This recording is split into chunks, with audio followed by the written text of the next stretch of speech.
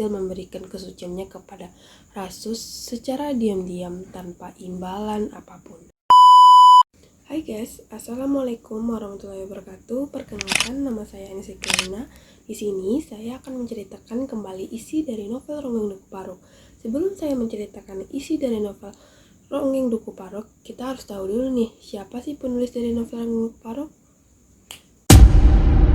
Nah, penulis dari novel Ronggeng Duku Paruk adalah Ahmad Tohari. Ahmad Tohari adalah seorang sastrawan Indonesia yang lahir di Banyumas pada tanggal 13 Juni tahun 1948. Ia telah banyak menyumbangkan karya-karyanya baik dari kancah nasional maupun internasional. Nah, Ahmad Tohari ini pernah berkuliah di beberapa fakultas, namun tidak menyelesaikannya dengan baik karena kendala non-akademik. Nah, salah satu karya Ahmad Tohari yang paling terkenal adalah novel Ronggeng Duku Paruk. Nah, novel Ronggeng Duku Paruk ini sempat dijadikan film, yaitu Sang Penari. Nah, ada kejadian menarik nih guys pada penerbitan novel Ronggeng Duku Paruk. Nah, saat pada penerbitan novel Ronggeng Duku Paruk pada tahun 1982, Ahmad Tohari diduga menulis sebuah novel yang isinya kekiri-kirian pada masa pemerintahan Orde Baru, yang membuat Ahmad Tohari harus diinterogasi selama berminggu-minggu. Karena hal tersebut juga, ia meminta tolong kepada temannya yaitu Gus Dur untuk membebaskannya dari tahanan dan interogasi dari pihak-pihak tersebut. Sehingga Gus Dur pun membantunya dan Ahmad Tohari pun bebas dari interogasi dan ancaman-ancaman dari mereka. Oke, selanjutnya kita akan masuk ke dalam inti dari cerita novel Ronggeng Duku Paruk. Novel Ronggeng Duku Paruk ini menceritakan sebuah desa yang terletak di pedukuhan yang sangat terpencil. Di desa yang keadaannya kering kerontang, itu terdapat penduduk yang mempercayai bahwa mereka keturunan dari Ki Sucemenggala, seorang Bromo Corah yang dianggap sebagai nenek moyang mereka. Nah, di dalam novel ini ada tokoh yang bernama Serintil. Serintil merupakan anak pembuat tempe bongkrek yang menjadi yatim piatu akibat bencana tempe bongkrek. Sejak kecil ia dirawat oleh kakek dan neneknya yang bernama Sakaria dan Nyai Sakaria. Suatu ketika Serintil menari tayub saat Rasus dengan teman-temannya mengiringi tariannya dengan tembang dan musik. Kemampuan Serintil menari ronggeng akhirnya diketahui oleh kakeknya sendiri dan ia menyampaikannya kepada Kertareja.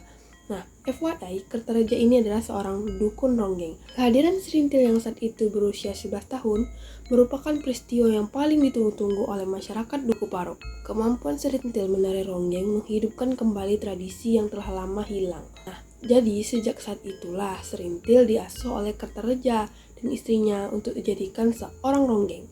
Kabar munculnya seorang ronggeng baru yang sudah 12 tahun tidak ada, ronggeng di Duku Paruk, terdengar lagi oleh masyarakat.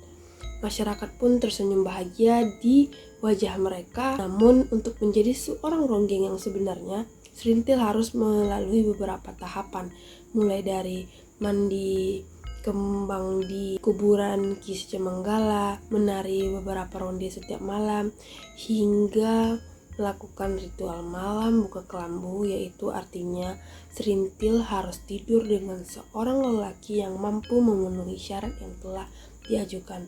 Serem ya teman-teman. Rasus tidak rela melihat itu. Ia tidak rela melihat Serintil melakukan ritual malam buka kelambu untuk menjadi ronggeng yang sesungguhnya. Serintil juga berada di dalam kebimbangan antara ingin menjadi ronggeng atau dan merasa takut melakukan ritual tersebut. Ritual yang sebenarnya itu amat berat baginya, akan tetapi akhirnya Serintil memberikan kesuciannya kepada Rasus secara diam-diam tanpa imbalan apapun. Meskipun itu, juga ada yang nantinya akan memenangkan sayembara buka kelambu itu. Sekarang, Serintil telah menjadi ronggeng yang sangat terkenal dan menjadi pembicaraan semua orang di Duku Paruk. Setiap orang memujinya, ia juga semakin kaya setelah menjadi seorang ronggeng. Tak kuasa melihat Serintil yang telah menjadi ronggeng, Rasus pun pindah dari Duku Paruk ke Dauhan. Di sana ia menjadi buruh pengupas ubi kayu. Tetapi takdir membawanya kembali bertemu Serintil yang mengenakan banyak perhiasan emas yang bertengger menghiasi tubuh moleknya, yang merupakan hasil dari Serintil meronggeng setiap malam. Hingga suatu hari Rasus bertemu dengan sersan yang bernama Sersan Selamat yang diutus untuk mengusir perampokan yang berkeliaran di kampung mereka dan menjadi tobang yang melayani kebutuhan tentara-tentara di barat militer di dekat pasar Dauhan. Rasus pun akhirnya juga diangkat menjadi seorang tentara nih teman-teman, berkat kejujuran dan kegigihannya. Setelah menjadi ronggeng, justru Serintil menyadari kalau ia mencintai Rasus. Ia ingin merasakan kelembutan sentuhan lelaki dan merasa jenuh menjadi seorang ronggeng. Serintil yang sudah merasa jenuh dan menjadi seorang ronggeng di Duku Parok sering menolak untuk melayani para lelaki, bahkan beberapa kali menolak untuk naik pentas. Sebenarnya ia ingin memiliki hidup yang lebih tenang, yaitu memiliki suami dan anak, dan ia juga masih mengharapkan Rasus, seorang lelaki Duku Parok yang kini telah menjadi tentara. Banyak sekali permasalahan yang mulai membuat Serintil enggan untuk meronggeng. Apalagi ia menumpukan Godar, yaitu anak yang dia angkat untuk menjadi anaknya, dan ia selalu memanjakan Godar layaknya anaknya sendiri dan ingin menciptakan kehidupan yang baru. Namun tiba-tiba petaka muncul menghantam Duku Parok. Duku Parok diguncangkan oleh panas dan liciknya dunia politik pada saat itu. Duku Parok dituduh menjadi anggota Partai Komunis setelah terlibat dalam oknum partai tersebut.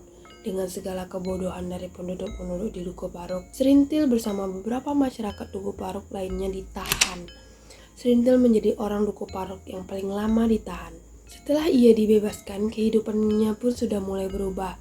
Ia mulai tertutup dengan orang lain, pandangan orang lain pun telah berbeda terhadapnya, juga mulai berubah karena identik dengan partai komunis tersebut dan karena bekas menjadi tahanan. Hingga suatu hari ia bertemu dengan seorang priai yang bernama Bajus yang sedang mengerjakan proyek ini dekat Duku Parok.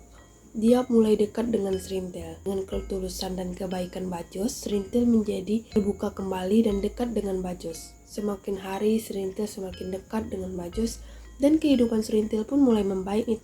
Rasus yang telah lama tidak pulang karena dia bertugas di luar Jawa, akhirnya dia mendapat cuti nih dan kembali ke Duku Parok. Sesampainya di Duku Parok, Kertareja dan Sakum selalu meminta Rasus untuk mengawini Serintil karena dia yakin Rasus masih mencintai Serintil. Suatu hari Serintil diajak Bajus untuk mengikuti rapat. Ternyata selama ini Bajus telah memiliki rencana jahat nih terhadap Serintil. Bajus ingin menyerahkan Serintil kepada bosnya sebagai hadiah agar bisnisnya lancar. Serintil terpukul karena telah begitu percaya pada Bajus. Namun Bajus justru merupakan lelaki yang jahat. Karena hal itu juga membuat Serintil mengalami gangguan jiwa. Melihat kondisi Serintil yang memprihatinkan, Rasus merasa orang yang bertanggung jawab untuk Serintil. Dan akhirnya ia membawa Serintil ke rumah sakit jiwa. Di rumah sakit jiwa itu ada seorang perawat yang bertanya apakah Serintil merupakan calon istrinya. Ia selalu menjawabnya dengan tegas, iya, dia adalah calon istriku. Jadi itulah kisah dari novel Ronggeng Duku Parok. Nah, saran saya untuk membaca dari novel Ronggeng Duku Parok ini kita harus mempunyai umur yang cukup ya. Karena di dalam novel Ronggeng Duku Parok ini terdapat kata-kata yang kurang sopan dan kurang bijak dan terdapat kata-kata kias yang susah diartikan. Nah, apa sih amanat yang kita dapat dari novel Ronggeng Duku Parok ini? Yang pertama itu adalah ketaatan agama. Dalam novel Ronggeng Duku Parok ini mereka sangat percaya dengan seorang roh atau Ki Secemanggala yang saya sebutkan tadi. Namun seharusnya kita harus lebih percaya sama Tuhan.